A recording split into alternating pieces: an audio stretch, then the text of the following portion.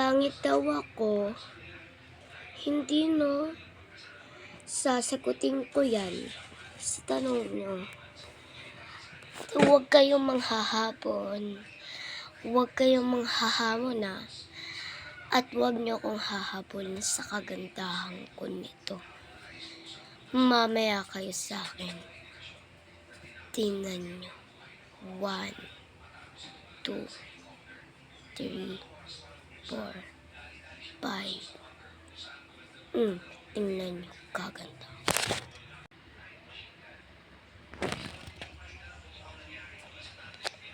Oh, ano?